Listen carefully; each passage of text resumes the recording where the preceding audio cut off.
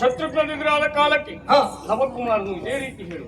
ನಾವು ಕೇಳಿದ್ದೀವಿ. ಅರಿಯನು ಕುಲವನಾನು. ಹಾಗಿದ್ರೆ ನನ್ನ ಹೆಸರೇನು? ಆದಿತ್ಯ ಎನ್ನುವ ಹಾಗೆ ಕೇಳಿದೆ. ಆದಿತ್ಯ. ಆದಿತ್ಯ ವಾರದ ಮೊದಲ ದಿನ ಅವನ ಹೆಸರದು ಅಂತ.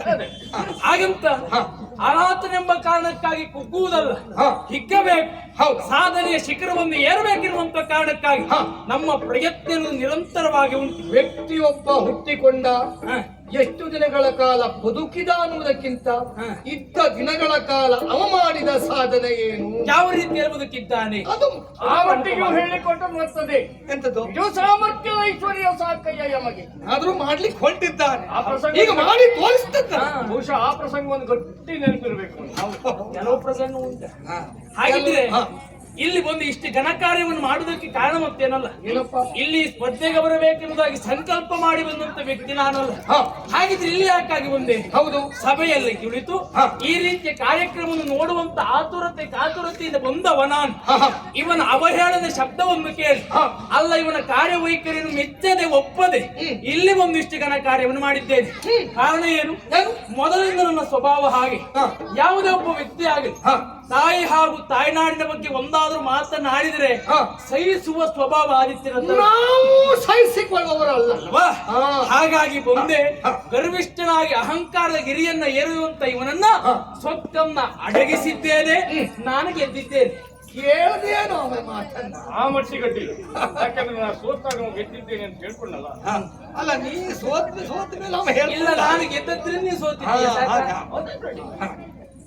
ಆಮೇಲೆ ಹಾಗಿದ್ರೆ ನೀವು ನನ್ನನ್ನ ಪಾಲಿಸಬೇಕು, ಜೊತೆಯಲ್ಲಿ ನೀವು ಯಾವ ರೀತಿ ನಾನು ಮುಂದುವರಿಯಬೇಕು ಅಂತ ಸೂಚನೆಯನ್ನು ಕೊಡ್ತೀರೋ ಅದೇ ರೀತಿಯಲ್ಲಿ ಪಾಲಿಸ್ತೀನಿ ಅಂತ ಕೇಳ್ಕೊಳ್ತಾ ಇದ್ದೇನೆ. ತಾಯ್ನಾಡಿನ ಮೇಲೆ ಎಷ್ಟೊಂದು ಅಪಾರವಾದ ಗೌರವ ಉಂಟು. ಅವನಿಗೆ ರಾಮಾಯಣ ಒಂದು ಗಟ್ಟಿ ನೆನ್ಕೊಂಡು ನಾನು ಹೇಳಿದ್ದೆಲ್ಲ ನೆನ್ಪು ಮಾಡ್ಕೊಳ್ತಾ ಇದ್ದೀನಿ. ತಾಯ್ನಾಡು, ತಾಯಿ, ಹಿರಿಮೆ, ಗೌರವ. ಓ, ರಾಮ ಲಕ್ಷ್ಮಣ ಹೇಳಿದಂತಹ ಮಾತು ಅಲ್ವೇ? ಅದು ರಾಮಾಯಣದಲ್ಲೇ ಬಂತಲ್ಲ. ಬಹಳ ಸಂತೋಷವಾಯಿತು, ಮೆಚ್ಚಿಕೊಂಡಿದ್ದೇವೆ. ಬಹಳ ಸಂತೋಷ. ಹಾಗಿದ್ರೆ ಎಲ್ಲರನ್ನ ಗೆದ್ದಾದಂತ ಈ ಅಮೋಘದನ್ನ ನೀನು ಗೆದ್ದವನಿದ್ದ. ನಾನೇ ಗೆದ್ದಿದ್ದೆ. ನನ್ನ ಆಸೆಯನ್ನು ಬಂದ ಮಗು ಮೆಚ್ಚಿದ ತವ ನುಡಿಗೆ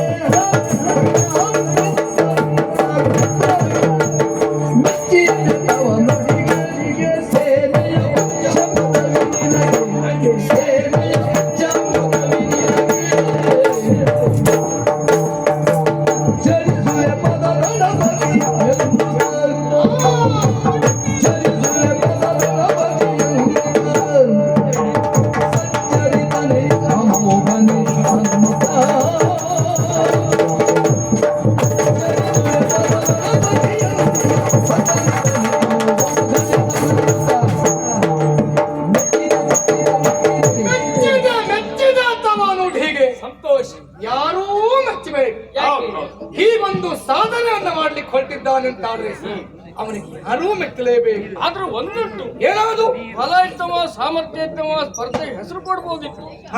ನೋಡುವ, ತೊಂದ್ರಿಲ್ಲ. ನಾವು ನಿಯಮದಲ್ಲಿ ಸಿಕ್ಕೊಡಿ ಮಾಡ್ಕೊಂಡು ಅವ ಕೊಟ್ಟವನಲ್ಲ, ನಿಮ್ಮೊಟ್ಟಿಗೆ ಬಂದವನಲ್ಲ. ಬರಬೇಕು ಅಂತ ಬಂದ. ಆದ್ರೂ ನೀನಾಡಿದಂತಹ ಆ ನುಡಿಯನ್ನ ಕೇಳಿ ಬಂದಿದ್ದಾನೆ ಈ ವೇದಿಕೆಯ ಮೇಲೆ. ಆದರೂ ನಾವು ಮೆಚ್ಚಲೇಬೇಕು. ನೀವು ಮೆಚ್ಚಲು ಆಯ್ತು. ಯಾರಿಲ್ಲಿಯ ಮಹಾರಾಜ. ಇದೊಂದು ಸ್ಪರ್ಧೆಯಲ್ಲಿ ವಿಜೇತರಾಗಿದ್ದಾನೆ ಈತ ಎಂಬಲ್ಲಿಗೆ ಈ ಕ್ಷಣ ಮೊದಲುಗೊಂಡು ಕಾಣುವಂತ ಕಲ್ಪನಾಪುರಕ್ಕೆ ಸೇನಾನಾಯಕ ಗಣಪತಿ ಸಂತೋಷವಾಯಿತು. ಎಲ್ಲೋದ್ಯೋ ಅಮೋಘ, ಇದೊಂದು ಕೊಟ್ಬಿಡಿ. ಕೊಡ್ಲೇಬೇಕಲ್ಲ ಅವನಿಗೆ. ಶಾಸ್ತ್ರೀಯವಾಗಿ ಪಟ್ಟ ನಿಷ್ಠೆಯಿಂದ ಸೇವೆಯನ್ನು ಸಲ್ಲಿಸುವ ಆದಿತ್ಯ ಒಳ್ಳೆಯದ. ಮಹಾರಾಜರೇ, ನಾನು ಇಂತಹದ್ದೊಂದು ನಿರೀಕ್ಷೆಯಲ್ಲಿ ಅವಕಾಶದಲ್ಲಿ ಇದ್ದವ. ಕಾರಣ ಏನು? ತಾಯ್ನಾಡಿನ ರಕ್ಷಣೆಗಾಗಿ ಸತ್ಯ ಹೇಳ್ಬೇಕಾ? ಸತ್ಯವನ್ನೇ ಹೇಳ್ಬೇಕು.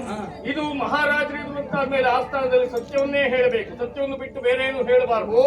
ಈವರೆಗೆ ಅದನ್ನೇ ಹೇಳಿದಲ್ವೇ ನಾವು? ನಾವು ಇಲ್ಲಿ ಬಂದು ಇಷ್ಟು ಮಾಡಿದ್ದೇವೆ ಅಂತ ಅದ್ರ ಸತ್ಯ ಹೇಳುವುದು ಅಂತ ಅರ್ಥ. ಮುಂದೆ ಅದನ್ನೇ ಹೇಳ್ತಾರೆ ಅಲ್ವಾ? ಜನನಿ ಜನ್ಮ ಭೂಮಿಷ್ಠ ಸ್ವರ್ಗಾದಪ್ಪಿ ಗರಿಯಸೆ. ತಾಯಿ ನೆಲವು ಸ್ವರ್ಗಕ್ಕಿಂತ ಮಿಗಿಲಂತ ಅಲ್ವಾ? ಅಂತ ತಾಯ್ನಾಡಿನ ರಕ್ಷಣೆಯ ಭಾರವು ನನ್ನ ಮೇಲೆ ಹೊರಿಸ್ತೀರಿ ಅಂತ ಆದ್ರೆ ಇದು ನನ್ನ ಪಾಲಿನ ಭಾಗ್ಯ ಯೋಗ. ನೋಡು ಅದು ಇಲ್ಲ ಬಂತು. ಹೌದಾ? ಅವ್ನು ಎಲ್ಲೆಲ್ಲಿ ಎಂತೆಂತ ತೋರಿಸ್ಕೊಂತ ಗೊತ್ತಾಗ್ತದೆ. ನಾನು ಅಲ್ಲೇ ಬರ್ತದೆ. ಯಾಕೆ ಹೇಳಿ, ಅವ ಇಲ್ಲಿ ಬರ್ಬೇಕು ಅಂತ ಬಂದವನಲ್ಲ, ಹಾಗಾಗಿ ತರಬೇಕಂತ ತರುವುದಲ್ಲ ಬಹುಶಃ, ಅದು ಬಂದು ಹೋಗು. ಅಲ್ಲಲ್ಲಿಗೆ ಬಂದು ಹೋಗು. ಅಂತೂ ಬಂತಲ್ಲ, ಬಂದಲ್ಲಿ ಸಮಾಧಾನ. ಬಹಳ ಸಂತೋಷ. ಹಾಗಂತ ನೀನು ಯಾಕೆ ಅಷ್ಟು? ನನಗೆ ತೊಂದ್ರೆ ಇಲ್ಲಪ್ಪ, ನಾವು ಎಲ್ಲಿಗೆ ಬಂದಿದ್ದೇವೋ ಅಲ್ಲಿಗೆ ಹೋಗ್ತೇವೆ. ಹೇಗಿದ್ರು 1000 ಸೈನಿಕರ ಅಧಿಪತಿ ಅಂತ. ನೀ ಎಲ್ಲವರನ್ನ ಗೆದ್ದವ, ಎಲ್ಲವರ ಎದುರುಗಡೆಯಲ್ಲಿ. ಹಾಗಂತ ನಿನ್ನ ಪರಾಕ್ರಮವನ್ನು ನಾನು ಮೆಚ್ಚಿದ್ದೇನೆ ಇಲ್ವಾ? ಆ ಮಟ್ಟಿಗೆ ಸ್ವಲ್ಪ ನಿನ್ನ ಮಾತು ಹೆಚ್ಚಾಯಿತು ಬಿಟ್ರೆ ಅದು ಸ್ವಲ್ಪ ಕಡಿಮೆ ಆಗ್ತದೆ. ನನಗೆ ಬರ್ಬೇಕಾದ್ರೆ ಹೇಳುದು, ಬರೀ ಕೆಲಸ ಮಾಡಿದ್ರೆ ಸಾಕಾಗುದಿಲ್ಲ, ಒಂದ್ 4 ಮಾತಾಡ್ಬೇಕಾಗ್ತದೆ. ಅದು ಹೆಚ್ಚಾಗಿ ಹೀಗಲ್ಲ. ಸತ್ಯ ಹೇಳ, ಇವತ್ತು ಬರೇ ಮಾತಲ್ಲ, ಕೆಲಸವೂ ಸ್ವಲ್ಪ ಹೆಚ್ಚಾಗಿದೆ ಅವನು. ಅವ್ನು ಕುಳ್ಕೊಂಡು ನೋಡ್ತಾ ಇದ್ದ. ಇವತ್ತು ಅಂತಲ್ಲ, ಅದು ಯಾವತ್ತೂ ಹಾಗೆ. ಹೌದಪ್ಪ, ಆ ಮಟ್ಟಿಗೆ ಪ್ರಶ್ನೆ ಇಲ್ಲ. ಏನು ಇವತ್ತು ಸ್ವಲ್ಪ ಮಾತು ಹೆಚ್ಚಾಗೋಯ್ತು, ಗೊತ್ತಾಗ್ಲಿ. ಹಾಗಂತ ನೀನು ಯೋಚಿಸುವುದಕ್ಕೆ ಮುಂದಾಗಬೇಡ. ಇವ ಥಳಪತಿ, ಈ ಕ್ಷಣದಿಂದ ಉಪಸೇನಾಧಿಪತಿ ನೀನೆ. ನೀನೆ ಉಪಸೇನಾಪತಿ ನೀನೆ. ಪ್ರಭು, ನಿಜವಾಗಿ ನಾವು ಸೇನೆಯಲ್ಲಿ ಅನವರತವೂ ಸೇವೆ ಮಾಡ್ತಾ ಇದ್ದೇವೆ.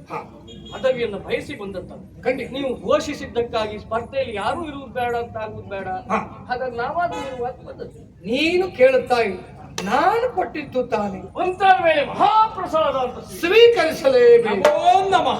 ಉಭಯರೊಂದಾಗಿ ನಿಷ್ಠೆಯಿಂದ ಸೇವೆಯನ್ನು ಸಲ್ಲಿಸಿ ಶುಭವಾಗಲಿ.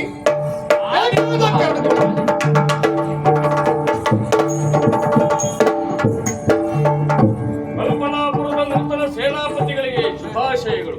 ಯೋಗ ಇದ್ರು ಒಳ್ಳೇದಾಗ. ಅಲ್ಲ, ನೀನು ಕೇಳ್ದಿದ್ರು ಕೊಡುವ ಸ್ಥಾನದಲ್ಲಿ ನಾನಿದ್ದೇನೆ. ಮತ್ತೆ ನಾವು ಕೊಟ್ಟರು ಬೇಡ ಅಂತೆಲ್ಲ ಹೇಳುದೇ. ಅಲ್ಲ, ಕೊಟ್ಟರೆ ಬೇಡ ಅಂತ ಹೇಳುದಿಲ್ಲ. ಈಗ ಅರ್ಥ ಆಯ್ತಲ್ಲ, ಸ್ಥಾನ ಸಿಕ್ತಲ್ಲ ನಿನಗೆ. ಏನೋ ಒಂದು ಆದ್ರೂ ನಿಮ್ಮ ದೊಡ್ಡವರಲ್ಲ, ಏನೇ ಹೇಳಿ ಇನ್ನು ಮುಂದೆ ನಾವು ಹೇಗಿರ್ಬೇಕು ಅಂತ ಕಾರ್ಯದ ಮಾರ್ಗದರ್ಶನ ತಮ್ಮಿಂದ ಆಗ್ಬೇಕು. ಈ ಸಮಯದಲ್ಲಿ ಸ್ವಲ್ಪ ಎಚ್ಚರಿಕೆ ಮಾತು ನಿನಗೆ ಹೇಳಲೇಬೇಕು. ನಾನು ಹೇಳಿ. ಕಾರಣ ಏನು? ನಾನು ಮಾತನ್ನೇ ಮಾಡ್ತೀನಿ, ನೀವು ಮಾತಾಡಿ. ನಾನು ಮಾತಾಡ್ತೇನೆ ಹೇಳಲಿಲ್ಲ. ನೀನು ಮಾತು ಕಡಿಮೆ ಮಾಡುವ, ಹೆಚ್ಚು ಮಾಡು. ನಾವ್ ಎಷ್ಟು ಆಡ್ಬೇಕು ಅಷ್ಟೇ ಆಡಿ ಹೋಗ್ತೇವೆ. ಆಗಿದ್ರೆ ಈ ಬರುವ ಪೂರ್ವದಲ್ಲಿ ನೀನು ಹೇಗಿದ್ದಿ ಅಂತ ನಾನು ಆಲೋಚನೆ ಮಾಡುವುದಿಲ್ಲ. ಮುಂದೆ ಯಾವ ರೀತಿ ನೀನು ಇರಬೇಕೆನ್ನುವುದನ್ನು ನಾನು ಹೇಳುತ್ತೆ. ಅದು ಹೌದು ಅಲ್ವಾ? ಯಾಕೆ ಹೇಳಿ, ಯಾಕೆ ಇಲ್ಲಿ ಬರುವ ಪೂರ್ವದಲ್ಲಿ ತಾವು ಅನಂತರಾಗಿದ್ದವು, ಆದ್ರೆ ಈಗ ಸೇನಾಪತಿ ಆಗಿದ್ದೀವಿ. ಇನ್ನು ಸೇನಾಪತಿಯಾಗಿ ಇರ್ಬೇಕು. ಹಾಗೆ ನಾವು ಮೊದಲು ಇದ್ದದ್ದು, ಅಂದ್ರೆ ಈಗ ಉಪಸೇನಾಪತಿ ಆಗಿದ್ದೀವಿ. ನಾನು ಗಮನಿಸಿದ್ದು ನಿನ್ನಲ್ಲಿ ಏನು, ನೀವು ಸ್ವಲ್ಪ ಅಹಂಕಾರ ಸ್ವಭಾವ ಇದ್ದದ್ದು ಹೌದು ನಿನ್ನಲ್ಲಿ. ಹೌದಾ? ಈಗ ಜರ್ಜರಿತವಾದದ್ದು ಹೌದು. ಹೌದು, ಏನು ಅಹಂಕಾರ ಇಳಿಸಿದ್ದೇನೆ ನಾನು. ಹಾಗಿದ್ರೆ ಇನ್ನು ಯಾವ ರೀತಿ ಅಹಂಕಾರದಿಂದ ಮುಂದುವರಿದೆ ಅಂತಾದ್ರೆ ಇದ್ದ ಸ್ಥಾನವೂ ಹೋಗ್ತದೆ. ಸ್ವಲ್ಪ ಜಾಗೃತಿ ಮಾಡು. ನಾವು ಇದ್ದ ಸ್ಥಾನವನ್ನು ಗಟ್ಟಿ ಮಾಡ್ಕೊಳ್ತೇವೆ. ಗಟ್ಟಿ ಮಾಡಬೇಕು ಅಂತಾದ್ರೆ ನಿನ್ನ ಕಾರ್ಯದಲ್ಲಿ ನಿಷ್ಠೆಯಿಂದ ಕಾರ್ಯೋನ್ಮುಖನಾಗ್ತೀಯ, ನಿನಗೂ ಒಳ್ಳೆಯದಾಗ್ತದೆ. ಆ ಮಟ್ಟಿಗೆ ನಿಮ್ಮ ಸಾಧನೆ ಯಾರು ಮೆಚ್ಚಲೇಬೇಕು. ಹೇಗೆ? ಏನೂ ಇಲ್ಲದಿದ್ದಂತಹ ನೀವು ಈ ಹೊತ್ತು ಇಲ್ಲಿಯವರೆಗಾಗಿ ಬಂದು ಸೇನಾಪತಿ ಎಂಬಂತಹ ಪದವಿಯನ್ನ ಮಹಾರಾಜರಿಂದ ಮೆಚ್ಚಿದೆ ಎಂಬಂತಹ ಒಂದು ಪ್ರಶಸ್ತಿಯನ್ನು ಪಡ್ಕೊಂಡ್ರಲ್ಲ, ಕಾರಣ ಏನು? ನಿಜವಾಗಿ ನಿಮ್ಮ ಯೋಗ್ಯತೆ ಯಾರು ಮೆಚ್ಚಬೇಕು. ಒಂದು ಯೋಗ ಹೌದು, ಒಂದು ನಾವು ಮಾಡಿದಂತ ಕಾರ್ಯ, ಆ ನಿಷ್ಠೆಯಿಂದ ಕಾರ್ಯವನ್ನು ಗೈತ್ಯವಲ್ಲ, ಅದು ಈ ಸಮಯದಲ್ಲಿ ಫಲವನ್ನು ಕೊಡುತ್ತದೆ. ಹಾಗಿದ್ರೆ ನಿನ್ನಲ್ಲಿ ಆಡುವ ಮಾತು ಇಷ್ಟೇ, ನನ್ನ ಸೂಚನೆಯ ಪ್ರಕಾರವಾಗಿ ನಿನ್ನ ಕಾರ್ಯದಲ್ಲಿ ನಿರತನಾಗಿದ್ದೀಯ, ಒಂದು ಚೂರವು ಲೋಪದೋಷ ನಿನಗೆ ಆಗುವುದಿಲ್ಲ. ಏನಾದ್ರೂ ಅಧಿಕ ಪ್ರಸಂಗ ಮಾಡಿದ್ಯಾ, ಮೊದಲಿನ ಸ್ಥಾನಕ್ಕೆ ಕಳಿಸ್ತೇನೆ. ಪ್ರಸಂಗನ ಅಧಿಕ ಮಾಡುವುದೇ ಇಲ್ಲ. ಪ್ರಸಂಗದಲ್ಲಿ ಅಧಿಕ ಇದ್ರು ನೀ ಅಧಿಕ ಮಾಡಬಾರ್ದು. ನಾ ಕಡಿಮೆ ಮಾಡಿ ಕಡಿಮೆನೆ ಮಾಡ್ಬೇಕು. ಜಾಗ್ರತೆಯಿಂದ ಕಾರ್ಯವನ್ನು ಮಾಡು, ನಿರೀಕ್ಷೆಯಲ್ಲಿ